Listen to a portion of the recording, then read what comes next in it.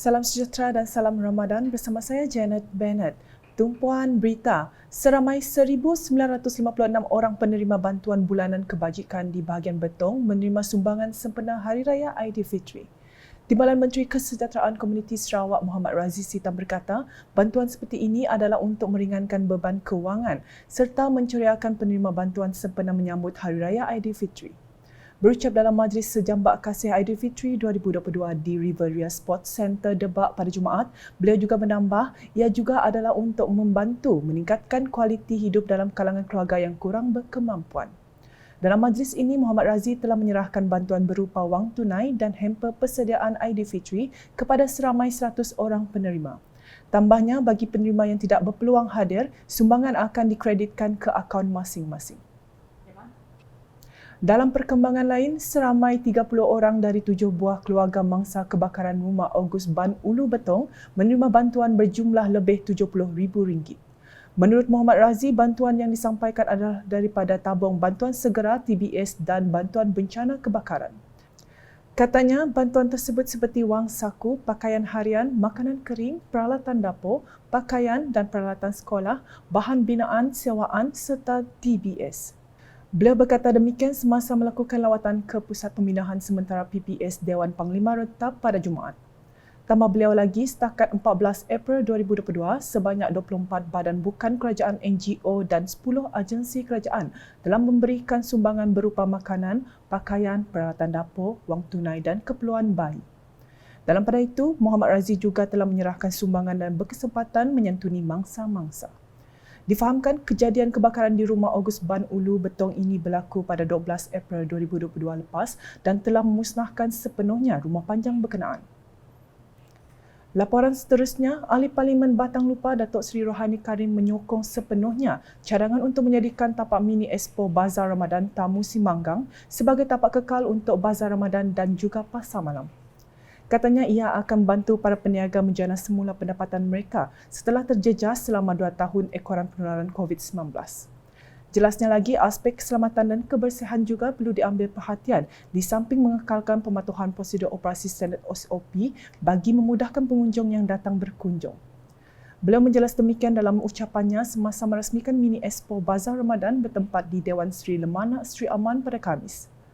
Dalam pada itu, Datuk Seri Rohani turut berkesempatan meninjau sendiri dan mengagihkan bubur lambuk kepada 32 gerai yang terlibat dalam Mini Expo Bazar Ramadan tersebut.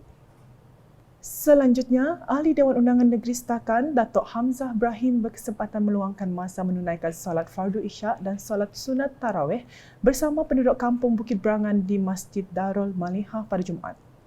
Seramai 100 jemaah hadir melibatkan Jawatankuasa Masjid, Jawatankuasa Kemajuan dan Keselamatan Kampung JKKK Bukit Berangan dan penduduk kampung.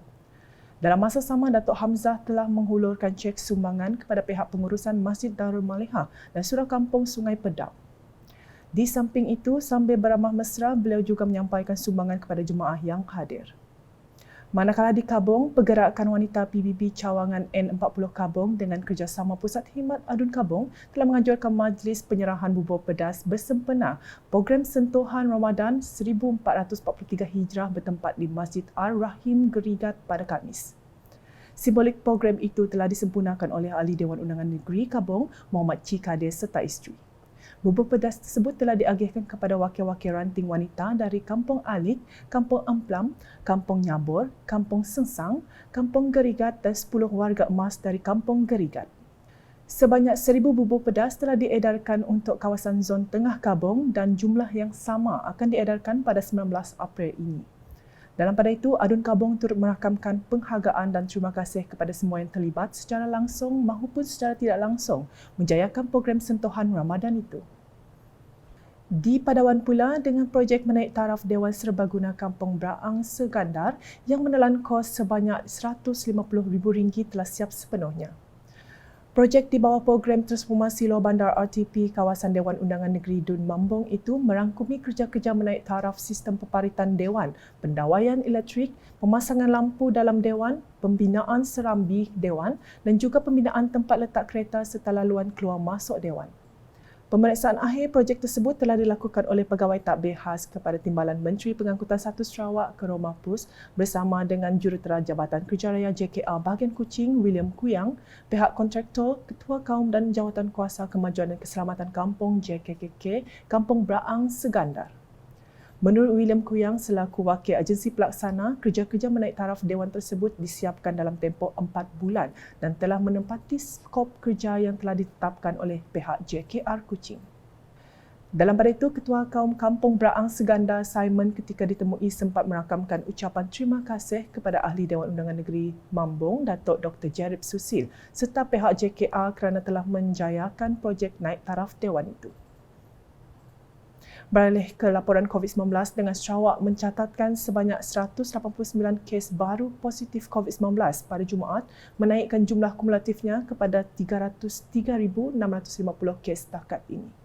Jawatankuasa Pengurusan Bencana Negeri JPBN Sarawak dalam kenyataan menjelaskan daripada jumlah itu sebanyak 46 kes dalam kategori 1, 139 kes kategori 2, 1 kes kategori 3 dan 3 kes kategori 5. Kes-kes ini dikesan di 28 daerah seperti berikut.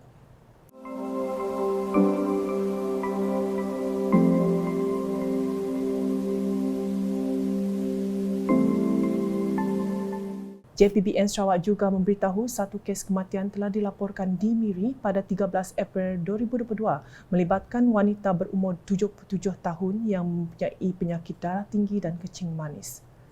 Selain itu, kluster Jalan Taiton Bau juga telah diisytihar tamat dan menjadikan setakat ini terdapat 3 kluster yang masih aktif. Sekian edisi Tengah Hari bersama saya, Janet Bennett. Berita lebih lanjut boleh didapati di semua platform media sosial UKAS termasuk portal ukas.sarawak.gov.my dan UKAS Channel di YouTube. Jangan leka dan terus patuhi SOP di mana saja anda berada.